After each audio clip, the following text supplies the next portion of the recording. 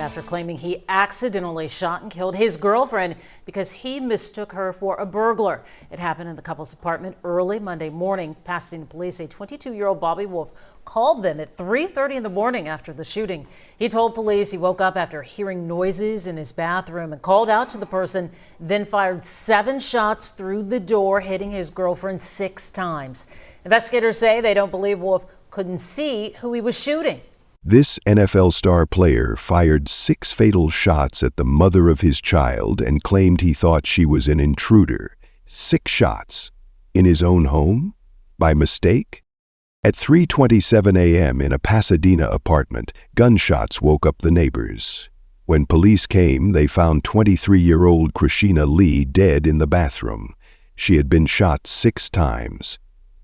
Standing near her was Bobby Wolfe, a former college football player and the father of her 2-year-old daughter. "I heard someone breaking in," Wolfe told the police. "I grabbed my gun to protect myself." But many think things didn't add up. Why shoot 6 times? The bathroom walls had 6 bullet holes showing exactly where Christina stood in her final moments. "You didn't have to shoot her 6 times," said Annie Lee, Chrisheena's grandmother, crying as she spoke to reporters. What really happened that night? Was Wolfe truly scared, or was this something he planned? Chrisheena's family didn't believe his story at all. They said she was trying to get away from him. They said he was following her and wouldn't leave her alone. The judge seemed to have doubts too. Police found damage on the apartment door.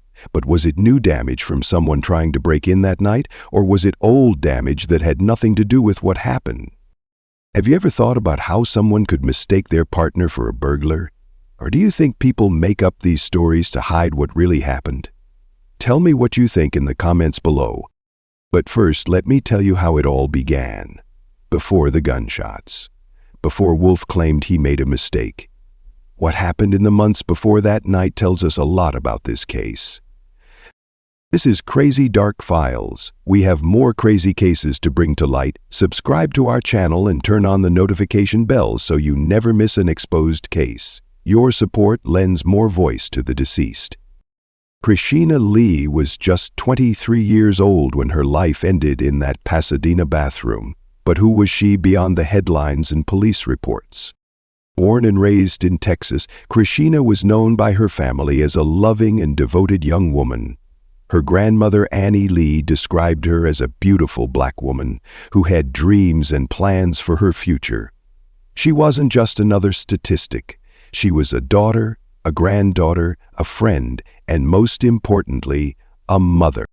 At the center of Chrisheena's world was her 2-year-old daughter, Kaisi. Those who knew Chrisheena said that everything she did was for her little girl.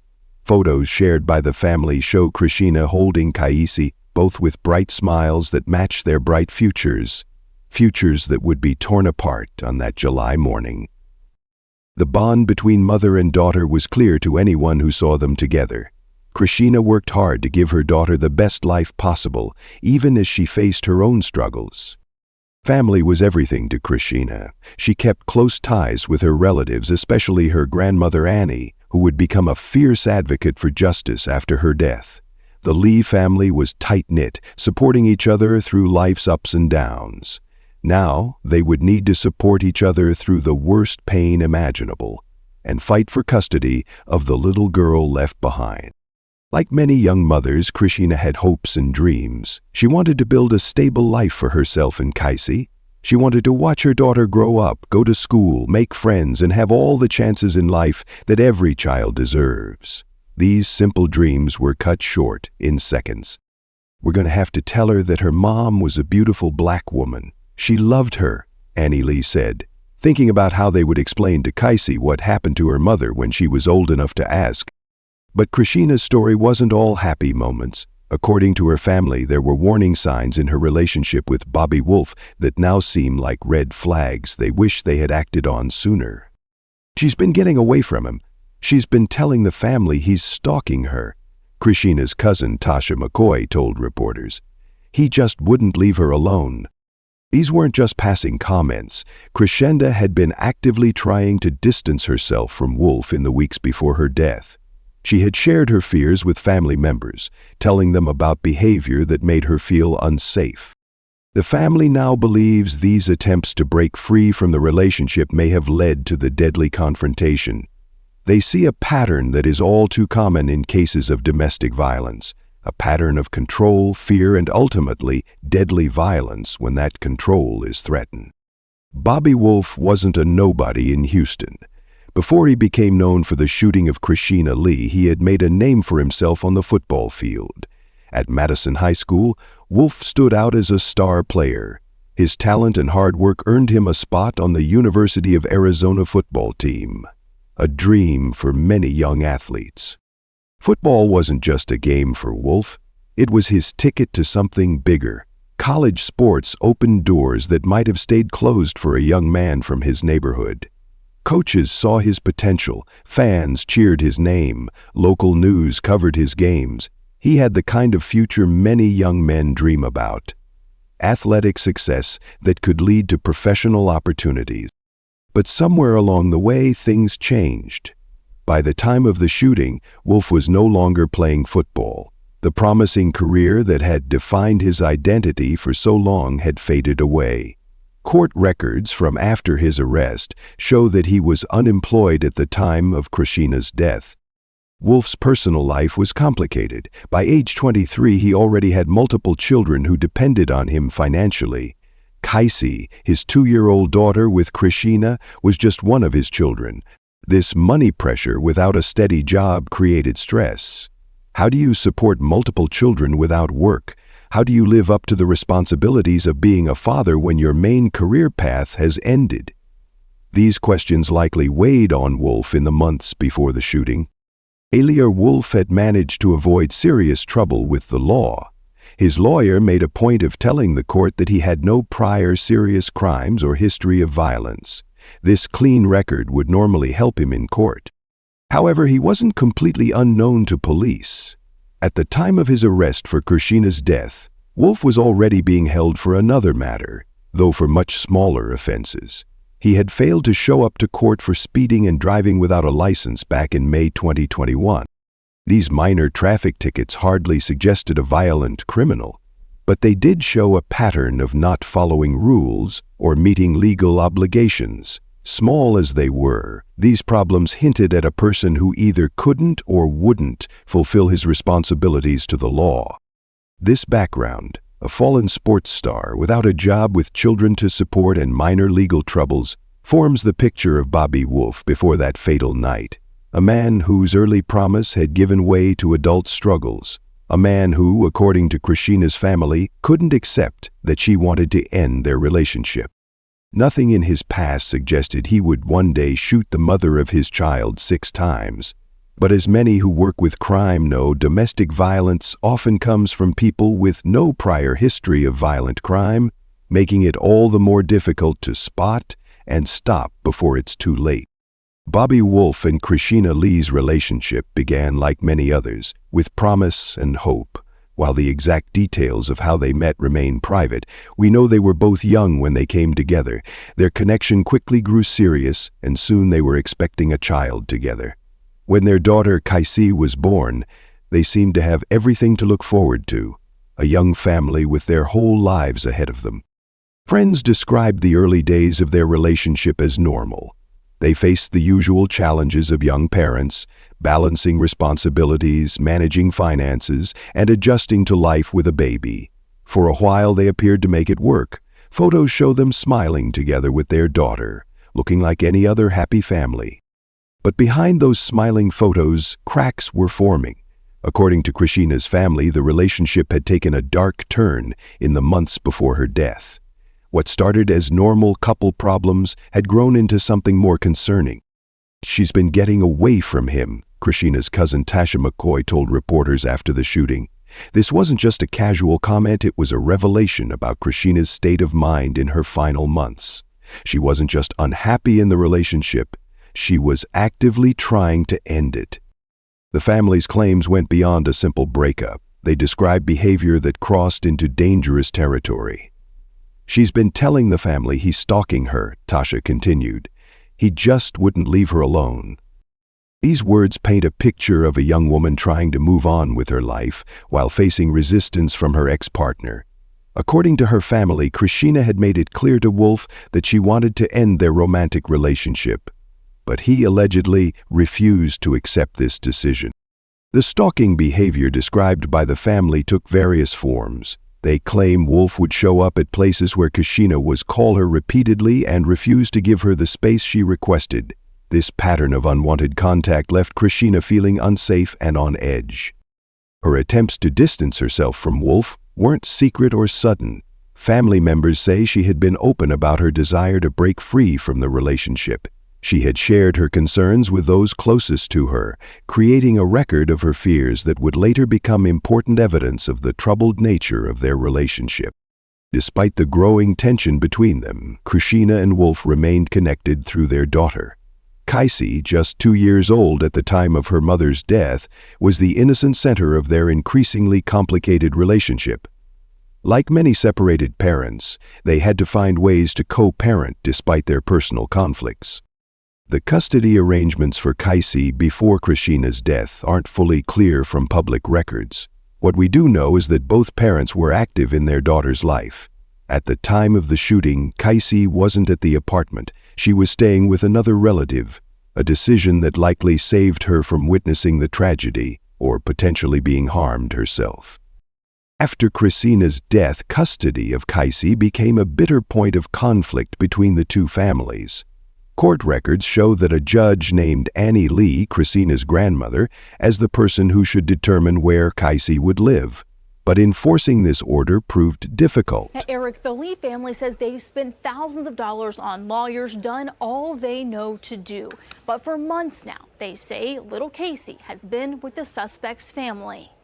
The Christmas tree is still up at the Lee house. She left the tree up for the baby to see because she loved pretty stuff. In hopes they could show it to 2-year-old Casey.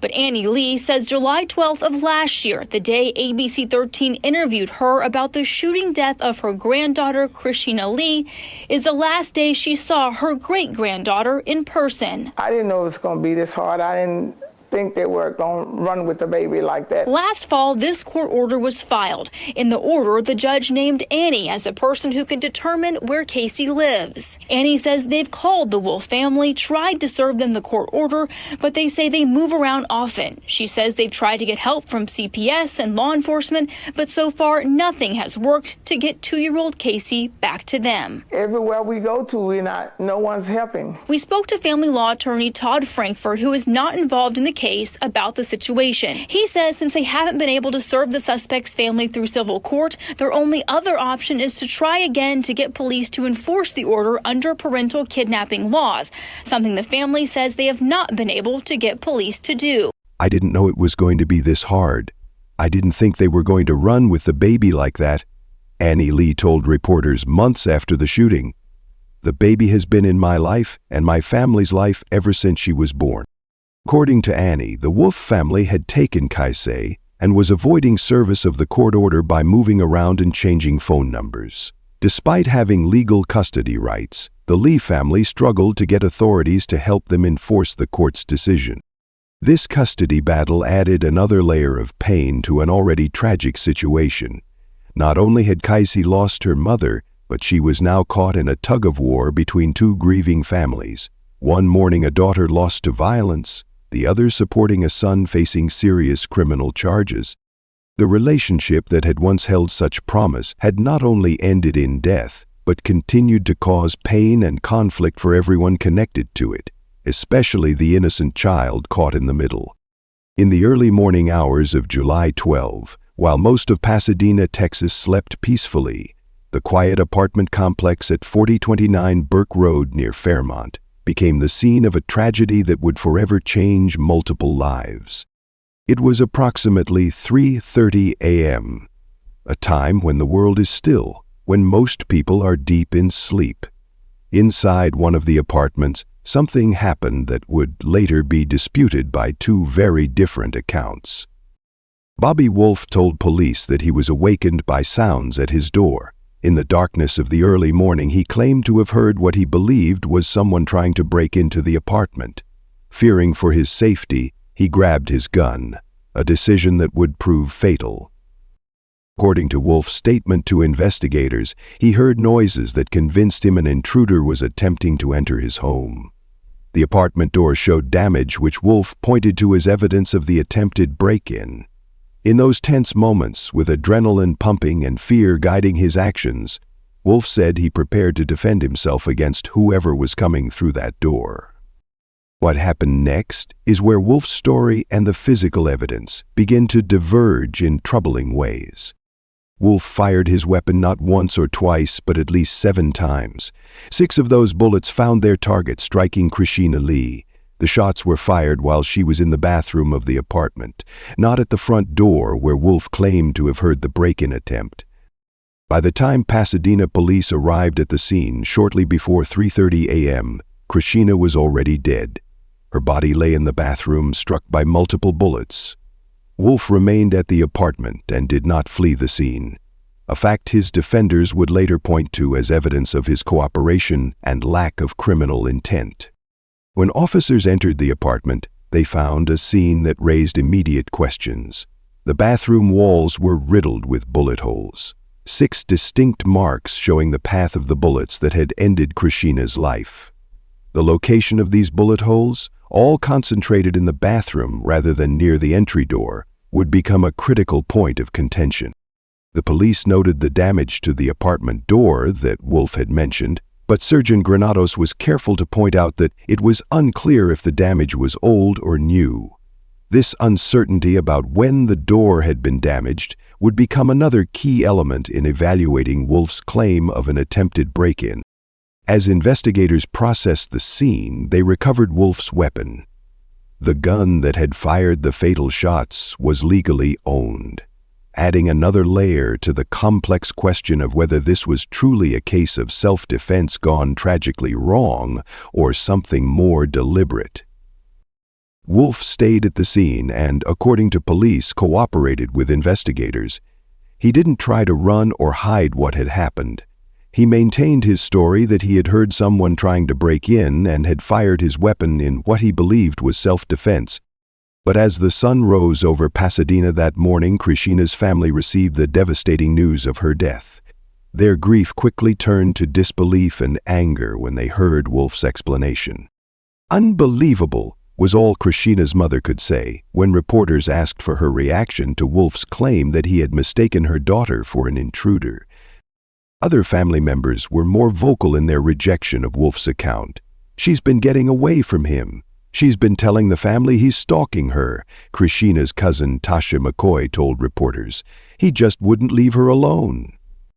The family didn't believe for a moment that this was a case of mistaken identity. To them, the circumstances pointed to something far more deliberate. They invited news crews into the apartment to see the bullet holes for themselves. 6 distinct marks in the bathroom walls that told the story of Chrisheena's final moments. "He should be in jail," another cousin, Travis McCoy, said firmly. "You didn't have to go to this extent, and then you lie about it and cover it up. It just doesn't make sense." The family's suspicions were fueled by their knowledge of the troubled relationship between Chrisheena and Wolfe. They knew she had been trying to distance herself from him. They had heard her concerns about his behavior. To them, the shooting looked less like a tragic accident and more like the culmination of a pattern of control and harassment. As the day progressed, investigators continued to gather evidence. They looked for security cameras in the apartment complex that might have captured anyone approaching the door. They examined the bullet trajectories to see if they matched Wolfe's account. They interviewed neighbors who might have heard or seen something in those early morning hours. Fortunately, one detail provided a small mercy in this tragedy. Casey, the 2-year-old daughter of Chrisheena and Wolfe, was not in the apartment at the time of the shooting. She had been staying with another relative, sparing her from witnessing her mother's death or potentially being harmed herself. By the end of that day, Bobby Wolfe was in custody. Initially held on an outstanding warrant for speeding and driving without a license from May 2021. But as the investigation continued and evidence was gathered, authorities would have to decide whether his claim of mistaken identity was credible or if more serious charges were warranted. The apartment at 4029 Burke Road, once a home, was now a crime scene. The bathroom walls, marked with 6 bullet holes, stood as silent witnesses to what had really happened in those early morning hours. A truth that would be contested by 2 very different stories in the days and weeks to come. In the hours following the shooting, the Pasadena Police Department launched a full investigation. Officers secured the scene, collected evidence, and began the process of piecing together what had really happened in that apartment on Burke Road. Sergeant Raul Granados spoke to reporters about the initial steps of the investigation. "We're going to collect shell casings. We're going to look at the trajectory of the bullets and compare that to his statement and try to see if everything matches up," he explained. This trajectory analysis would prove crucial. The 6 bullet holes in the bathroom walls told a story that investigators needed to compare with Wolfe's account. Did the path of the bullets match his claim that he fired in fear after hearing someone at his door? Or did they suggest a different scenario altogether? The damage to the apartment door became another focus point. While Wolfe pointed to this damage as evidence of an attempted break-in, police noted that it wasn't clear whether the damage was new or had been there before the incident. If he did believe there was a break-in, and in fact there wasn't, he ended up shooting his loved one. It's a very difficult situation for him, Sergeant Granado acknowledged. Investigators also looked for external evidence that might support or contradict Wolfe's story.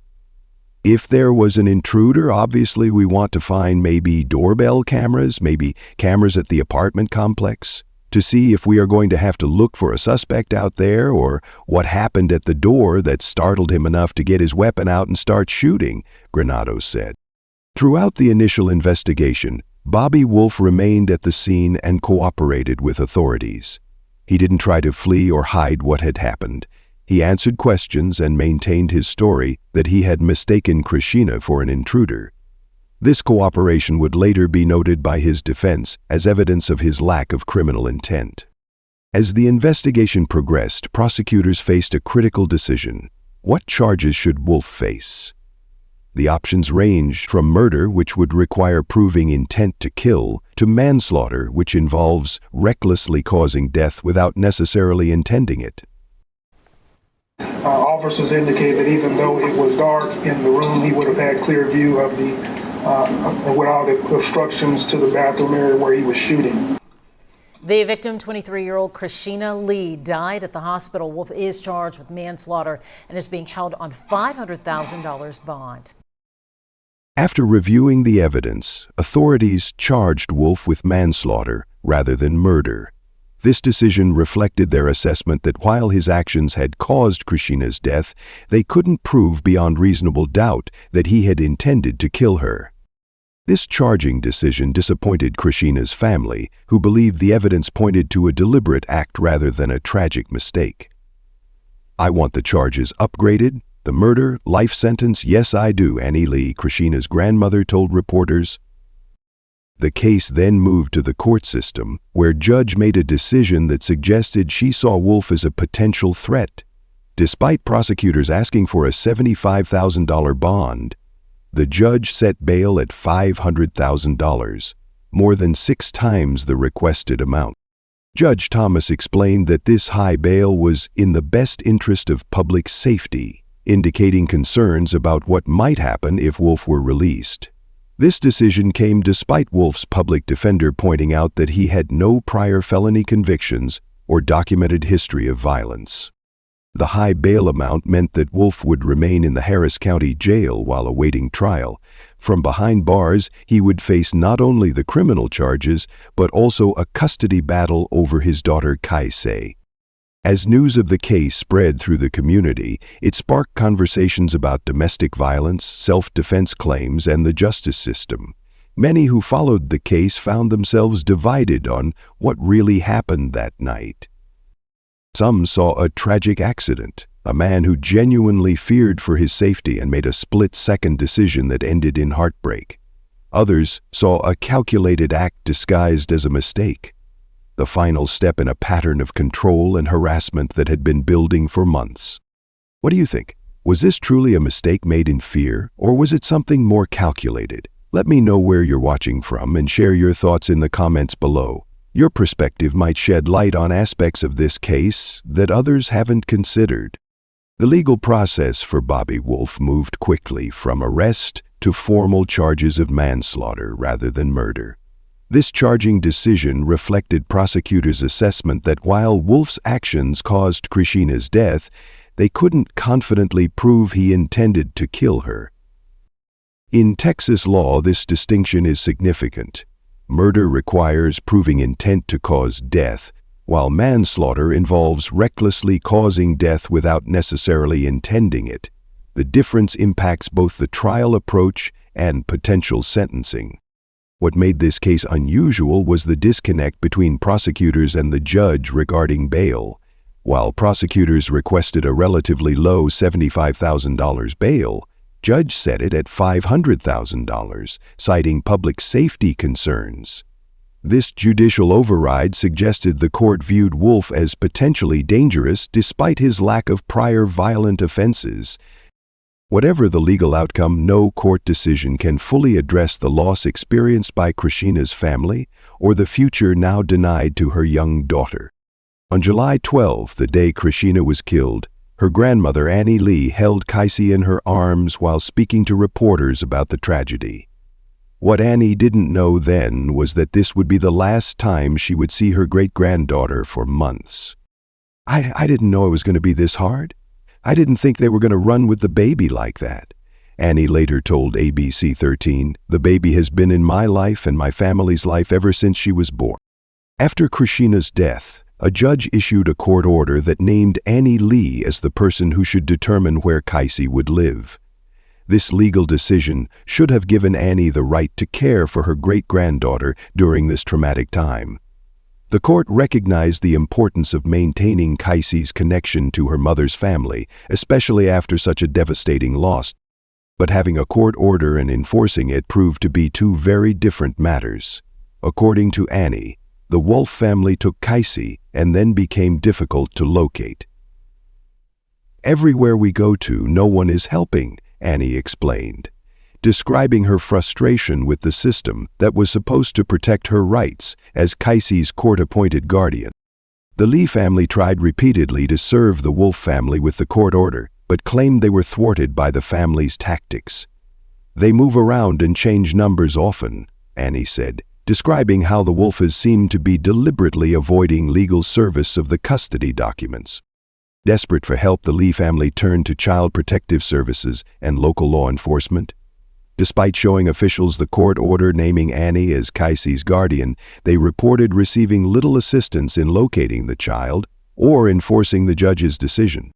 Family law attorney Todd Frankfurt, speaking to ABC 13 about the case, explained that when civil court service fails, the family's only other option is to try again to get police to enforce the order under parental kidnapping laws. But according to Annie, they had not been able to get police to take action. The custody battle added another layer of pain to an already devastating situation. Not only was the Lee family grieving the loss of Chrisheena, but they were also being denied the chance to care for her daughter, the living connection to the woman they had lost. For Annie, the search for Kaycee became a daily heartache. "I'm up every morning at 2 or 3. If I fall asleep without knowing it because I am concerned about the baby and the baby's welfare," she explained. The situation also created uncertainty for Kaycee herself. At just 2 years old, she had lost her mother to violence and was now separated from the maternal family who had been part of her life since birth. The psychological impact of such disruption during an already traumatic time concerned both the Lee family and child welfare experts. Despite all the obstacles, Annie remained determined to reunite with her great-granddaughter. "I know Chrisheena wouldn't want me to give up on her," she said. "It's just like I'm in a dream, and I know I am not in a dream because I wake up every morning to see if she's there, but she's not here." Chrisheena Lee's story is tragically common. Each year, thousands of people lose their lives to domestic violence. What makes these deaths particularly heartbreaking is that they often follow warning signs that, if recognized and acted upon, might have prevented tragedy.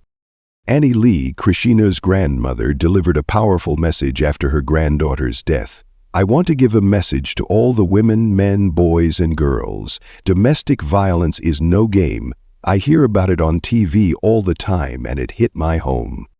According to Christina's family, there were warning signs in her relationship with Bobby Wolfe. They described stalking behavior and Christina's attempts to distance herself from him. These behaviors, unwanted contact, refusal to accept a breakup, following or monitoring someone's activities, are red flags that a relationship may be turning dangerous. The justice system also plays a crucial role. Restraining orders need consistent enforcement. Bail decisions should carefully consider the safety risk to victims and their families.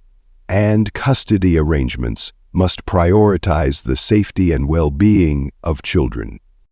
Children like Chrisheena Lee are the hidden victims of domestic violence. Even when they don't witness violence directly, they suffer the trauma of losing a parent and the disruption of their family structure. These children need special support to process their grief and trauma in age-appropriate ways.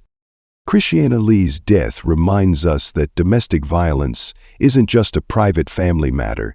It's a community issue that requires a community response.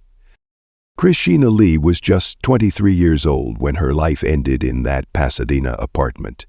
She left behind a daughter who will grow up knowing her mother only through stories and photographs. She left behind a grandmother who fights not only for justice, but also for the right to raise her great-granddaughter. And she left behind unanswered questions about what really happened in those early morning hours. Did Bobby Wolfe truly mistake Chrisheena for an intruder? Or was this, as her family believes, the final act in a pattern of control and harassment? The 6 bullet holes in the bathroom wall seem to tell one story. Wolfe's claim of fear and confusion tells another. What we do know is that a young mother is gone, a child is growing up without her, and 2 families are forever changed by the events of that July morning. Domestic violence continues to claim lives across the country. Stalking behaviors continue to escalate into violence, and children continue to be caught in the middle of these tragedies. Chrisheena's story reminds us to take threats and warning signs seriously. It reminds us that what happens behind closed doors affects entire communities. And it reminds us that justice is about more than court decisions. It's about creating a world where these tragedies happen less often. If this story impacted you, please hit the like button and subscribe to Crazy Dark Files for more stories that raise awareness about domestic violence. Your engagement helps these important messages reach more people. What other cases would you like me to cover next? Let me know in the comments below.